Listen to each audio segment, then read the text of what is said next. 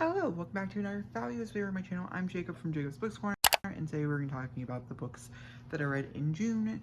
June was actually a smaller month for me. I read 12 books altogether. One of them doesn't even really technically count because I only read 30 pages of that book, 40 pages of it, as a short story. I read a specific short story from a short story collection, so I just have it marked as read, not rated, because I only read that short story, and I rated that short story in my review. We have, like I said, 12 books to talk about. I will be mentioning my final book at the very end. That should probably be done by the end of the month, but it might not be, so it's a tentative, so maybe I won't mention it.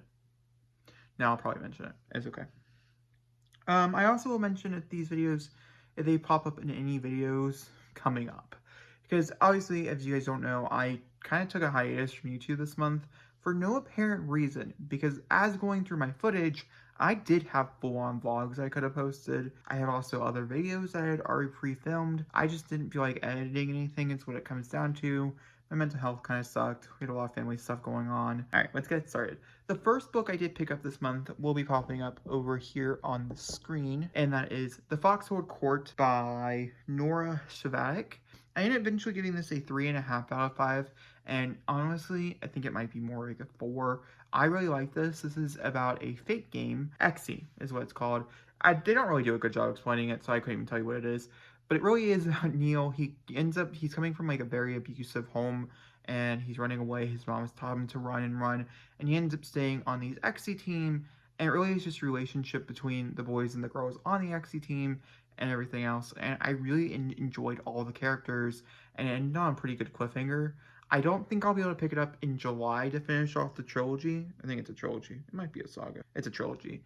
I don't think I'll be able to finish the last two this month, but I do plan on picking them up in August for sure to conclude this trilogy, because I am definitely curious, unless the second book is atrocious, but I heard it's phenomenal. So the second book I ended up picking up, I don't have my copy because I loaned it out to a friend, but there's One Last Stop by Casey McQuestion. This follows August is our main character's name, and she ends up going off to New York, kind of running away from her mom, who's obsessed with a missing person. That's the best way to put this. And so there's a mystery that kind of unveils. There's two mysteries, and they kind of, it's fine.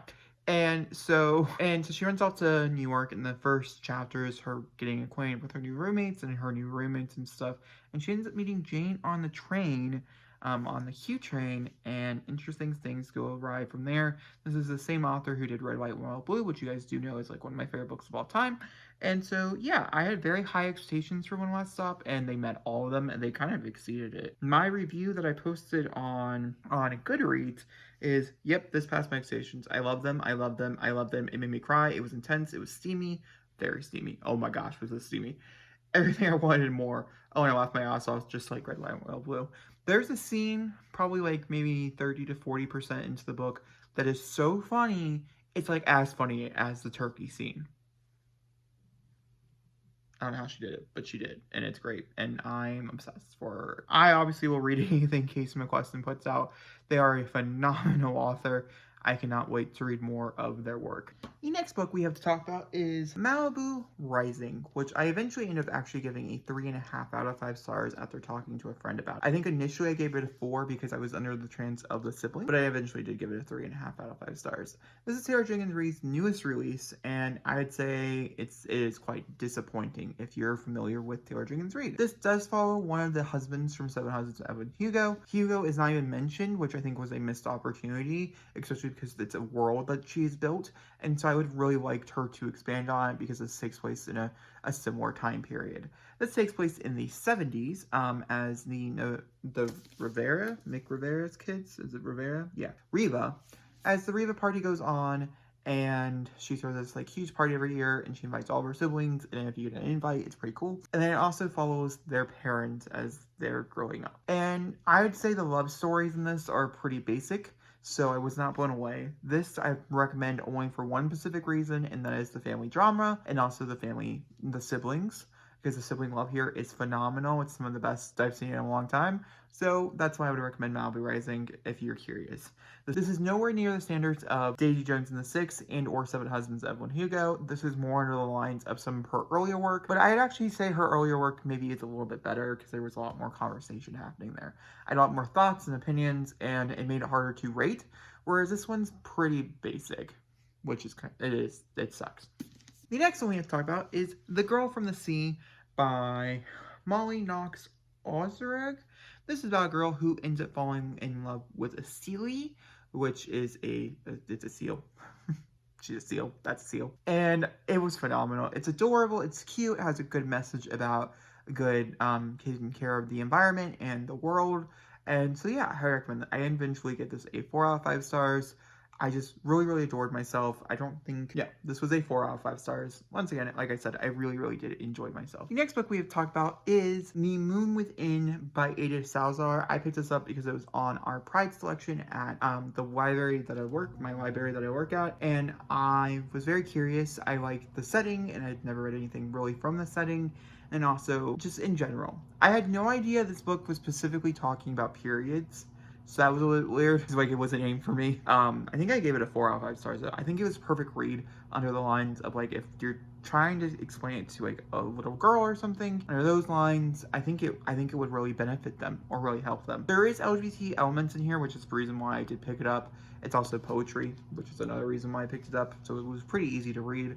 And I like the subtle LGBT elements. I didn't think they're broad enough for my personal liking, but there was enough in there that I felt satisfied. The next one I read is Better Together by Christine Rico. This is Christine Rico's second book. It came out June 1st, and I read it probably, I think, the day it came out, if not a little bit after. I eventually ended up giving this a 4 out of 5 stars. I really thoroughly enjoyed this. The more I reflect on it, the more problems I seem to have with it. I found it to be very funny. It was enjoyable. I liked the writing, and also I really do think, Jamie is a character we've never seen before, whereas Siri is much more under the lines of a character I would expect coming from Christine Rico. So I really liked Jamie's point of view quite a bit. I laughed so much. It also does have a gay relationship throughout the whole story, and it was pretty steamy as well, which I really like. I love the covers. I think they're gorgeous, and I'm very happy that I own it. So yeah, if you want to pick this up.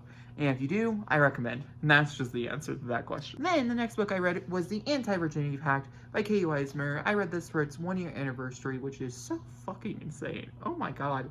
And it was just as phenomenal as I remembered. This is by far probably one of my favorite books I've read in a long time. Mare is by far one of my favorite books. One of my favorite characters.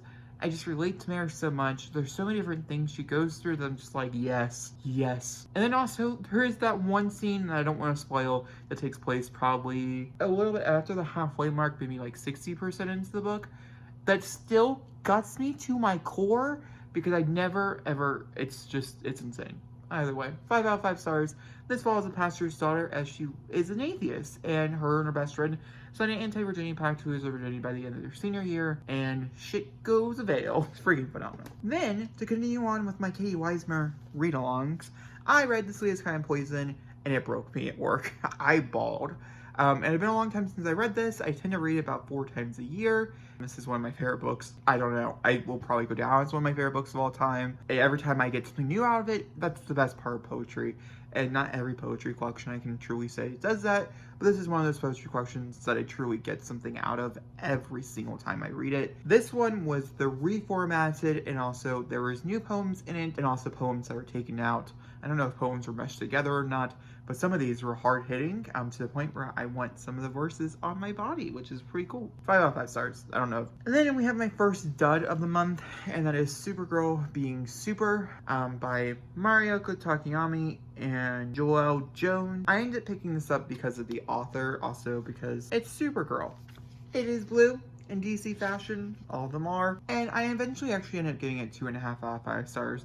This stars Kara as she is, I'm pretty sure 16 or on the eve of her 16th birthday. Shenanigans arise as you would. I wasn't blown away by any of the characters. I also wasn't really blown away by any of the artwork, but this is my own opinion. It's pretty highly reviewed on Goodreads, so if you're interested in picking it up, you would probably enjoy it a lot more than I did. Then I read, I think, my only coronavirus book that I'm going to read. I have realized I don't want to read books about what we're going through, at least not yet in time. Maybe 10 years from down the line, we'll talk about it again. But the first one I did pick up was Together Apart because of these couple right here. So this is a doll walking couple, and it was such an adorably depressing story, which is why I've declared I'm not reading anymore. It's the second story, if I'm not mistaken. There's 9 different ones, and I specifically wanted to read them. I liked the author, and so I was like, cool. And it's also a gay couple, which was part of the reason why I picked it up. I ended up getting the story, I think it was like a 4 out of 5 stars. So I really liked it. I can tell you what it's called in case you want to read it yourself. And it's just about this boy who has horrible, crippling anxiety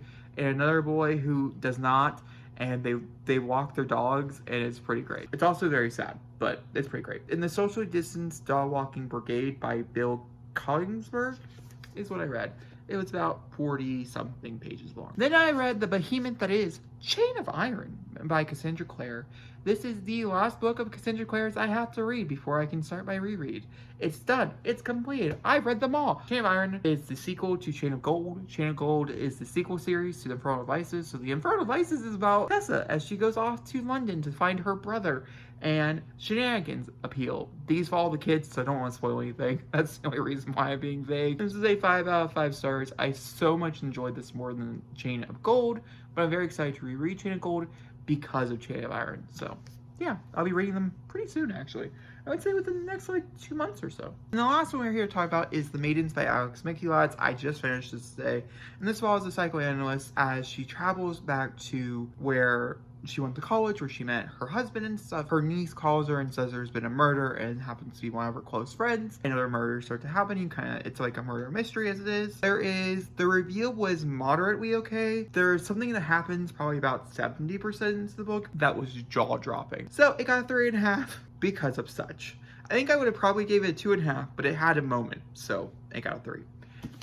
The half star is because I did like the twist. I didn't see it coming, and I thought it was gross enough that I enjoyed it. So yeah, let me know what you guys read this month. Did you guys have a good month? Did you guys have a bad month? I'm once again very sorry. I have a lot of fun things planned for July to come back into YouTube, and let me know if there's anything specific you want to see from me. Your Freak Out Book Tech, that's coming. But if there's anything else, let me know in the comments down below, as I would love to know. All right, thank you for watching, and goodbye.